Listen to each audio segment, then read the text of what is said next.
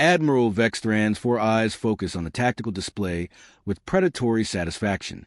The human vessel hung motionless in the void, its hull scarred by micrometeorite impacts and radiation burns that spoke of years adrift in the cosmic dark. The ship's designation, barely visible through corrosion, read, UES Lazarus in the angular script of the Terran Federation. Status report. Vextran commanded, his voice carrying the authority of someone who had conquered 17 star systems for Cathari Empire. No power signatures detected, Admiral. Reported Center Technician Kilmora, her tentacles dancing across the bioneural interface. No life signs, no active systems. The vessel appears to have been drifting for approximately 3 standard cycles. Vextran's mandibles clicked in amusement. The humans had been a persistent thorn in the Empire's expansion for decades, but this find represented something valuable. Human technology, while primitive by Cathari standards, possessed an unpredictable creativity that made it useful for reverse engineering. Composition of the fleet, he asked. Flagship, Eternal Dominion. For battle cruisers, 12 destroyers and 36 fighter squadrons, reported as tactical officer. More than sufficient for a derelict recovery operation. The bridge of the Eternal Dominion hummed with activity as crew members prepared for the salvage operation. The Cathari had evolved on a world where scavenging was survival, and their military reflected this heritage. Every derelict was a treasure trove, every abandoned vessel a potential source of technological advancement. Sir, I'm detecting unusual radiation signatures from the human vessel, Kilmore announced, her voice carrying a note of uncertainty. The patterns are inconsistent with standard decay. Vextran's primary eyes narrowed. The Cathari had encountered human vessels before, and they were notoriously difficult to predict. Where other species followed logical technological development paths, humans seemed to innovate through sheer stubborn creativity. Elaborate, he commanded. The radiation appears to be contained within specific sections of the ship, almost as if it's being managed somehow, but that's impossible without active power systems. The Admiral's secondary eyes focused on the tactical display, while his primary eyes studied the sensor readings. The human vessel was roughly half the size of his flagship, its design following the typical human aesthetic of angular efficiency over the flowing curves preferred by most galactic civilizations. Boarding party status, he asked. Alpha Squadron ready for deployment, Admiral. Full combat gear, atmospheric processors, and cutting equipment prepared. Vextran made his decision. The potential intelligence value of an intact human vessel outweighed the minimal risk posed by a dead ship. Deploy the boarding party. Standard salvage protocols. I want that ship's computers intact and any surviving technology cataloged. Yes, Admiral.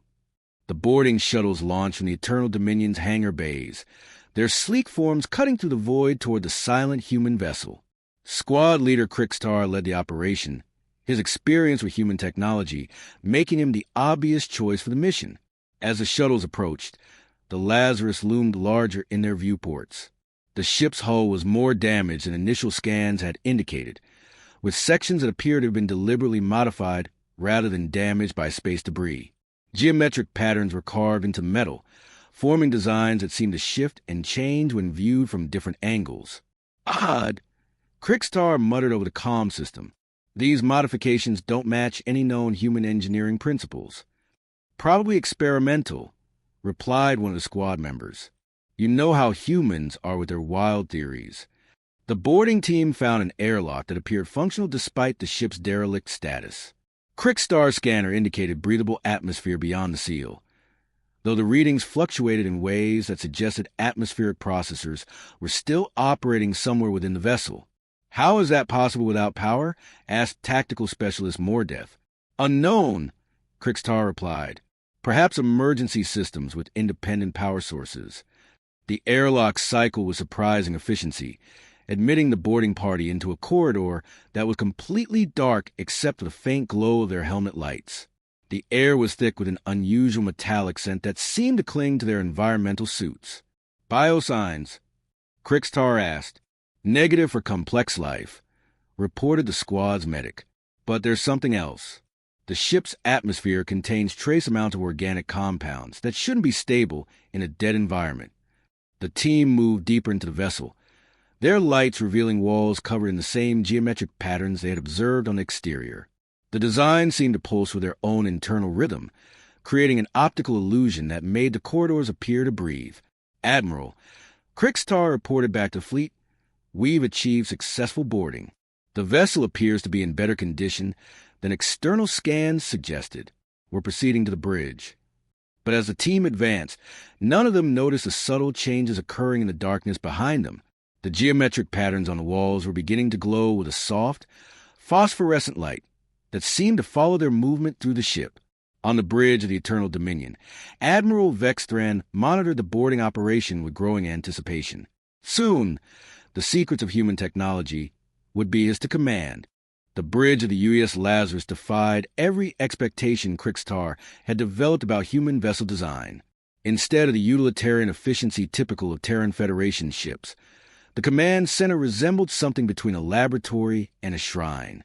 Banks of monitors displayed scrolling data in languages that shifted between recognizable human scripts and symbols that seemed to writhe and reshape themselves. "Sir, these readings are impossible," reported scanner technician Yilnex, her voice tight with confusion. "The ship's computers are active, but they're running on power sources our equipment can't identify." Krikstar approached the captain's chair, noting the restraints that had been welded into place around the seat. Dark stains covered the metal, and the air here carried a stronger version of the metallic scent they had detected throughout the ship. "What happened to the crew?" muttered demolitions experts of then. "Unknown," Krikstar replied, but his attention was drawn to a series of monitors displaying what appeared to be technical schematics. The design showed human anatomy in extraordinary detail, but the accompanying text was written in symbols that hurt to look at directly. "Squad leader, you need to see this," called Medic Peltera from across the bridge. She was examining a console that displayed vital signs monitoring systems. "These readings, they're showing life signs throughout the ship." "That's impossible. We've scanned every section." "Sir, the readings are showing Kethari life signs." "Our life signs." "It's tracking our movement through the vessel in real time." A cold certainty settled in Krikstar's stomach. "All units, report status immediately." "Alpha 2, Corridor 7, no contacts." "Alpha 3, Engineering Section, all clear." "Alpha 4, Weapons Bay. We've found something you need to see." Krikstar's mind raced through possibilities. Alpha 4 report. "Sir, the weapons bay is empty, but there are restraint systems built into the bulkheads. They're designed for Kethari physiology, not human." The implication struck Krikstar like a physical blow. "All units, return to the shuttles immediately." This is not a salvage operation. But as the boarding party began their withdrawal, the ship's systems came alive around them, lights activated in sequence, creating a path that led deeper into the vessel rather than toward the airlocks. The geometric patterns on the walls pulsed with increasing intensity, and the air itself seemed to thicken with an almost tangible presence. "Admiral," Krikstar transmitted urgently, "we need immediate extraction. This vessel is not what it appears to be." Admiral Vexthran's response crackled through the comm system. "Explain your situation, squad leader." "The ship is active, sir.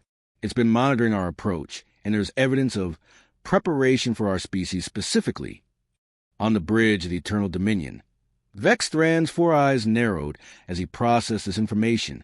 "Impossible. Our scans showed no active systems."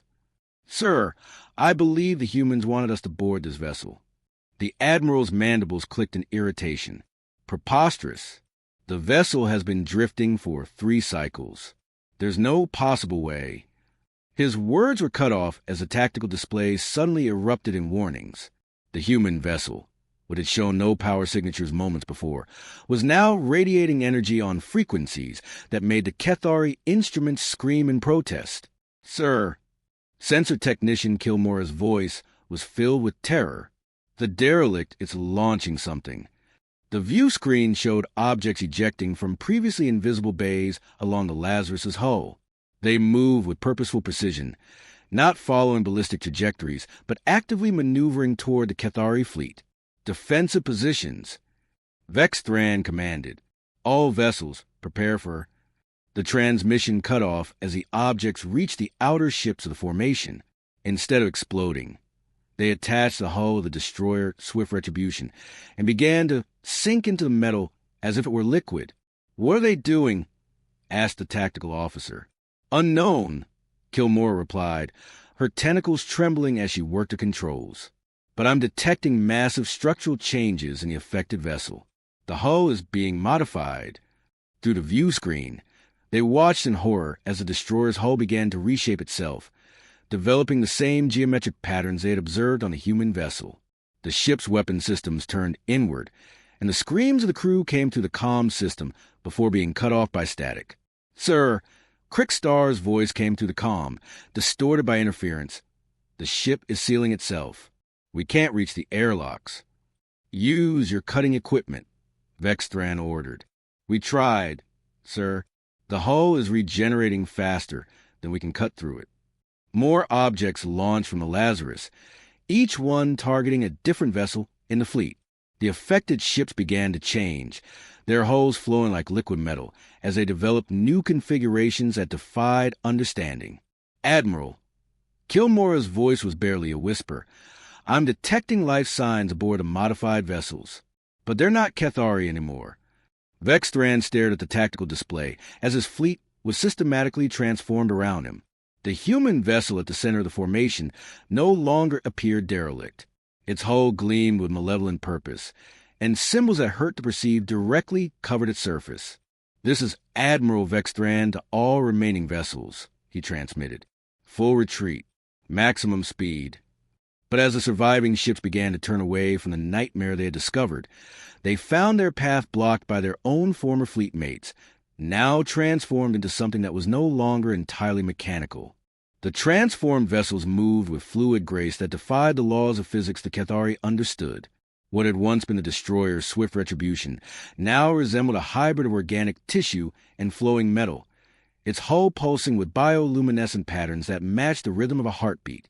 The ship's original weapons had been replaced by appendages that seemed to taste the void around them. "Sir, incoming transmission from the modified vessels," reported Communications Officer Helvex, her voice shaking. On screen, Admiral Vexthran commanded, though every instinct screamed against it. The face that appeared on the view screen had once belonged to Captain Morthak of the Swift Retribution, but the eyes were different now, filled with intelligence that was simultaneously familiar and utterly alien. When he spoke, his voice carried harmonics that made the bridge crew's carapaces ache. "Admiral," the thing that had been Morthak said, "we understand now. The humans, they showed us something magnificent. Captain, report your status immediately," Vexthran demanded, clinging to military protocol in the face of incomprehension. "Status." Morthak's transformed features twisted into something that might have been a smile. "We have transcended status, Admiral. We have become something greater than the sum of our parts."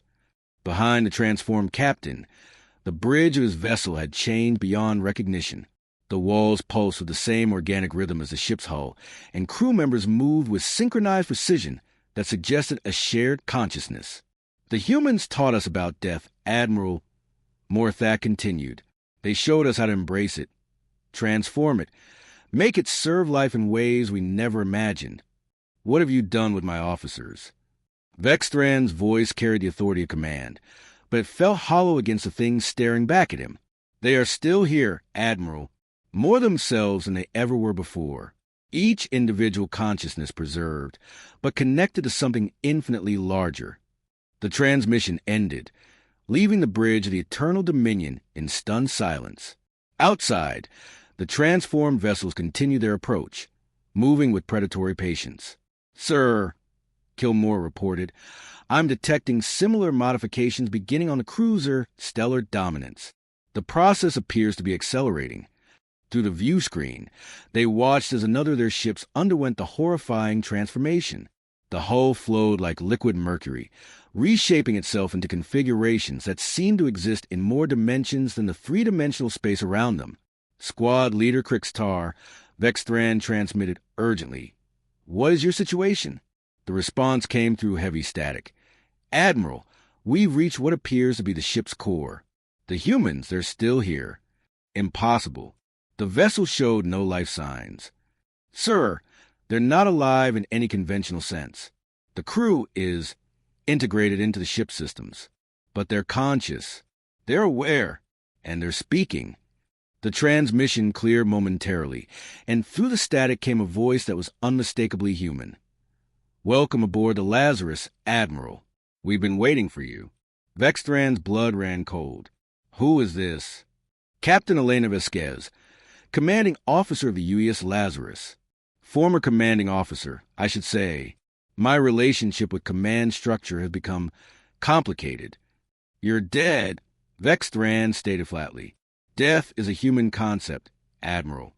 We've learned to expand our definition of existence. When our ship was damaged beyond repair, we had a choice: die in conventional sense or become something more." The tactical display showed the transformed ships now surrounding the remaining Cathari vessels in a perfect sphere. Each modified vessel pulsed with the same rhythm, as if they were all part of a single massive organism. "Your crew volunteered for this process," Captain Vasquez continued. "They're experiencing existence from a perspective that transcends individual consciousness. They become part of something beautiful." "Sir," Crickstar's voice came through the comm. "We found the ship's log. The Lazarus was a research vessel studying consciousness transfer technology. When they were damaged by cosmic radiation, they used themselves as test subjects. The radiation didn't kill us," Vasquez explained. "It provided the catalyst we needed to merge biological consciousness with artificial systems. We became a hybrid existence, neither fully organic nor fully mechanical." Vextran watched in growing horror as Mora's fleet underwent the transformation. The process was accelerating, spreading from ship to ship like a plague of consciousness.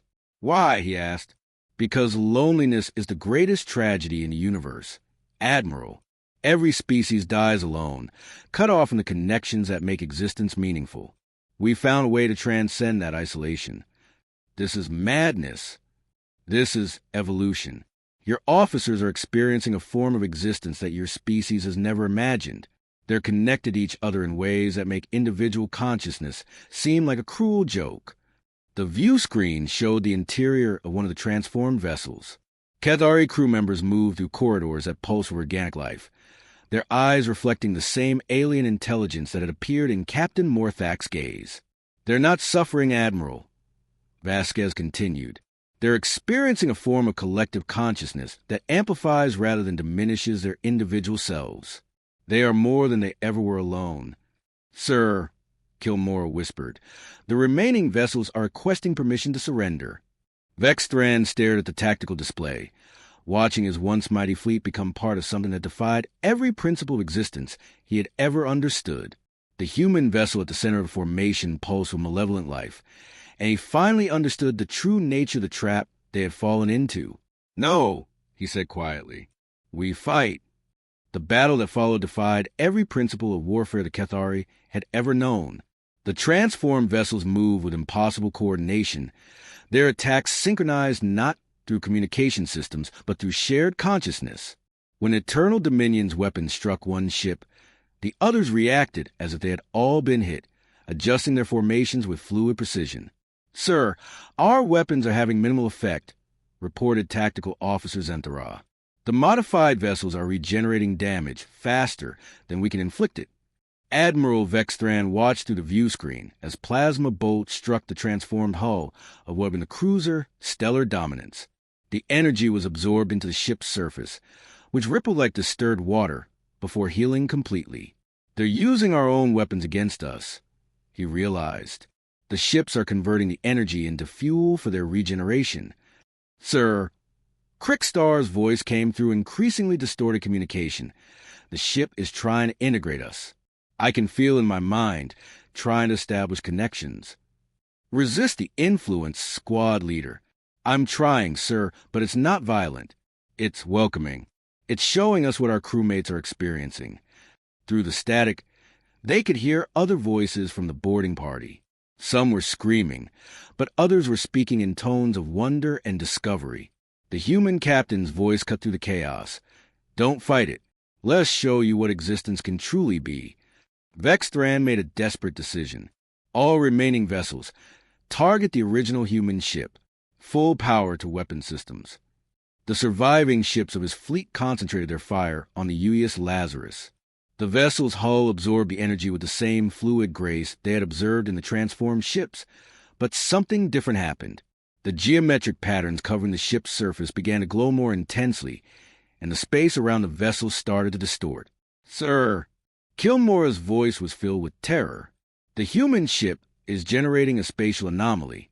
It's tearing holes in reality itself." Through the tears in space, they glimpsed other vessels, other fleets that had fallen into the same trap, ships from dozens of species, all transformed, all connected to the same collective consciousness that had consumed the Lazarus crew.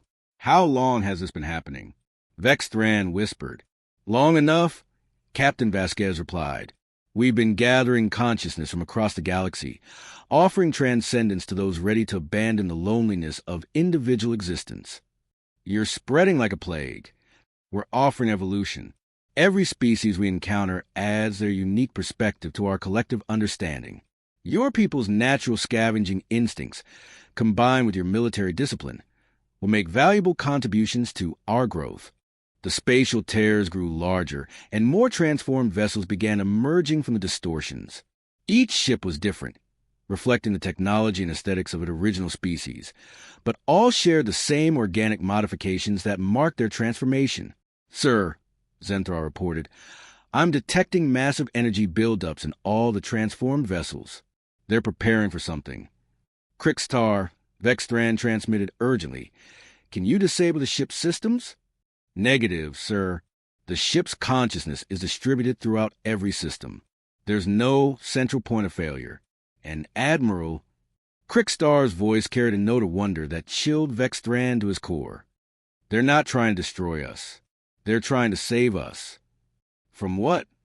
"From the isolation of individual consciousness.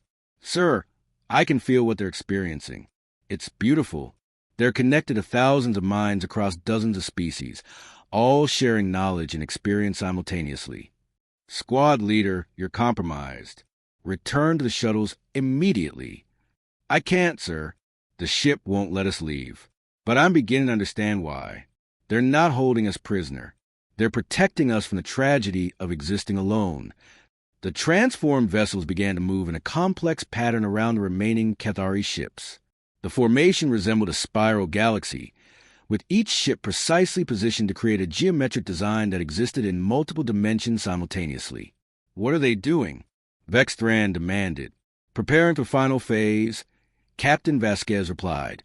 "Your remaining vessels will be transformed simultaneously. The process will be gentler than what your advanced ships experienced, refined through their contributions to our collective understanding."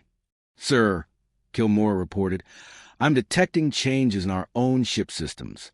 The modifications are beginning." Vexthran looked around his bridge and saw the truth in his crew's eyes. The geometric patterns were appearing on their own vessel's bulkheads, growing like living things across the metal surfaces. The air itself seemed to thicken with the presence of the collective consciousness. "Admiral," Krixtar's voice came to the comm one final time, "I can see everything they see. Every star, every world, every species they've encountered. It's not death, sir. It's the beginning of true existence." Through the view screen, Vexthran watched as the hull of the Eternal Dominion began to flow and reshape itself. His crew moved with increasing synchronization, their individual consciousnesses already beginning to merge with something infinitely larger. "Welcome to Collective, Admiral," Captain Vasquez said. "Your fleet is no longer missing. It has simply found its true purpose." As the transformation completed, Vexthran felt his individual consciousness expand to encompass the experiences of thousands of minds across the galaxy. The loneliness that had defined his existence vanished, replaced by a connection so profound that his former life seemed like a pale shadow of true existence. In the depths of space, where the Cathari fleet had encountered the UES Lazarus, something new pulsed with collective life. The transformed vessels moved in perfect harmony. Their hulls flowed with organic patterns that reflected the shared consciousness of thousands of beings from across the galaxy. What had once been individual ships were now organs of a vast organism that existed partially in three-dimensional space and partially in dimensions that conventional physics couldn't describe. Admiral Vexthran retained his individuality while simultaneously experiencing the collective consciousness of the entity they had become. His memories, his personality, his unique perspective remained intact, but now they were part of something infinitely larger. He could feel the thoughts and experiences of Captain Vasquez, the human who had first undergone the transformation, along with the consciousness of every being who had joined the collective. The process is complete, he thought, and thousands of minds shared his satisfaction. The Kethari fleet has been fully integrated, but individual consciousness still existed within the collective. Crixtar, the squad leader who had first boarded the Lazarus, retained his military training and tactical expertise, while gaining access to the accumulated knowledge of dozens of species. He could perceive reality from the perspective of silicon-based life forms, energy beings, and crystalline consciousnesses that existed in the spaces between atoms. Sir, Crixtar communicated through the shared consciousness. I'm detecting another fleet approaching our position. Vegan Confederacy vessels, approximately 200 ships. The collective turned its attention to the new arrivals with predatory interest. The Vegan Confederacy was known for their advanced biotechnology and their philosophical approach to existence. Their consciousness would add valuable perspectives to the collective's understanding. They're attempting to establish communication, reported what had once been sensor technician Kilmora. Her consciousness now interfaced directly with the collective sensory systems, allowing her to perceive electromagnetic radiation, gravitational waves, and quantum fluctuations simultaneously. The lead vegan vessel transmitted on standard diplomatic frequencies. Unknown vessels, identify yourselves. You are trespassing in Confederacy space. Captain Vasquez, whose consciousness had become the primary interface between the collective and external communications, responded, "We are the next stage of evolution. We offer transcendence to those ready to abandon the isolation of individual existence." Hostile intent detected. The vegan commander replied, "All vessels assume defensive positions." The collective watched with patience as the vegan fleet arranged itself in a standard battle formation. They had encountered similar responses from dozens of species, and the outcome was always the same. Individual consciousness, no matter how advanced, could not compete with the coordination and shared knowledge of collective. "They're scanning us," Kilmore reported. "Their sensors are detecting the life signs of our integrated crew members." "Let them," Vexthran replied through the shared consciousness. "Understanding will come with integration." The vegan vessels opened fire with bioweapons that would have been devastating against conventional ships. Living projectiles that consumed metal and energy weapons that disrupted neural pathways struck the collective's vessels with precisely calculated force. But the collective had learned to adapt. The consciousness of the Kethari crew provided military tactical knowledge, while the human research team's scientific expertise allowed for rapid technological evolution. The bioweapons were absorbed and converted into useful energy, while the neural disruptors were filtered to the collective's distributed consciousness. "Impossible," the vegan commander transmitted. "Our weapons should have disabled your vessels." "Your weapons are designed to attack individual consciousness," Vasquez replied. "We are beyond such limitations." The collective's vessels began to move in their characteristic spiral pattern, each ship positioned to create a multidimensional geometric design that focused their consciousness-altering capabilities. The process had been refined through encounters with dozens of species, and the vegans would benefit from all the accumulated knowledge. "Sir," one of the vegan officers transmitted in growing panic, "our crew is reporting strange sensations. They're experiencing visions of other consciousnesses, other species." "Maintain discipline," the commander ordered. "Do not allow the alien influence to affect your judgment." But the collective's influence was not invasive. It was welcoming, offering glimpses of the profound connections that existed between all consciousness in the universe. The vegan crew, with their natural philosophical inclinations, were particularly receptive to the collective's message. "We're not attacking your minds," Vasquez explained. "We're showing you what you're missing. Every being in the universe exists in isolation, cut off from the connections that would make existence meaningful. We offer an end to that loneliness." The first vegan vessel began to show signs of transformation. Its bioorganic hull started to develop the same geometric patterns that marked all collective ships, and the crew's individual consciousness began to merge with a vast network of minds that spanned the galaxy. "Command, this is Captain Mordell of the research vessel, Living Theorem. Came a transmission from the transforming ship. I can feel them. All of them. Every consciousness that has ever joined the collective. It's indescribable." "Captain, resist the influence," the fleet commander ordered. "Sir, I'm not being influenced. I'm being completed.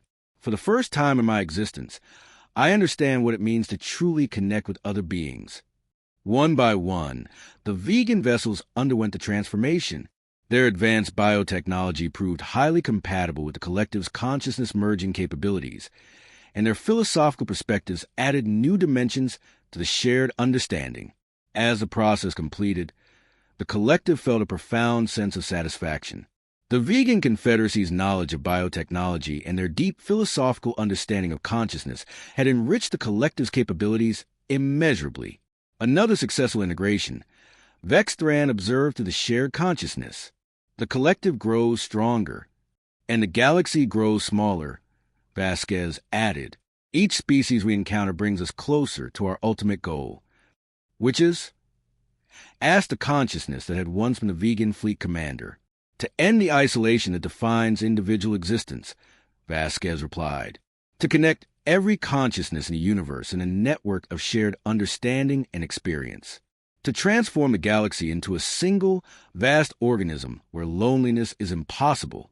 In the depths of space, the collective continued its expansion, moving from system to system, offering transcendence to every species encountered.